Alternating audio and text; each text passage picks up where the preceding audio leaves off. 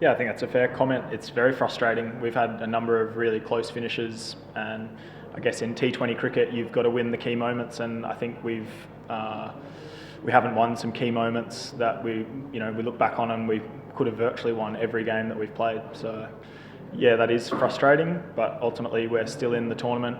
We win our last 2 games and we give ourselves a chance for the playoffs. Yeah, so far I'm on track as per my agreement. So yeah, it's obviously disappointing to hear some issues going on in other franchises, but ultimately, from our franchise's perspective, everything is up to date. I think our fielding is a big one where we've sort of missed some chances at key times. I look back at the games we've won and our fielding's been top draw.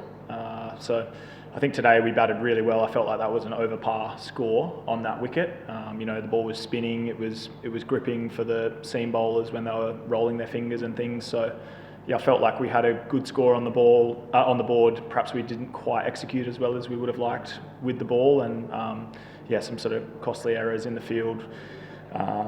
You look back on and you think in a game decided by 4 or 5 balls, that's probably the difference. I guess that's up to opinion, really. As a player, you have a responsibility to be performing to the best of your ability. Ultimately, that's your responsibility. Preparing well and giving you 100%. And I guess as an owner or as a franchise, you have a responsibility to stick to the contract with your players. So, that's disappointing if that's not happening elsewhere. But yeah, I'm grateful that to date, Khulna has been fantastic. Yeah, to my knowledge, if we win our next 2 games, I think we can sneak into 4th. Correct me if I'm wrong, but our full focus is on winning.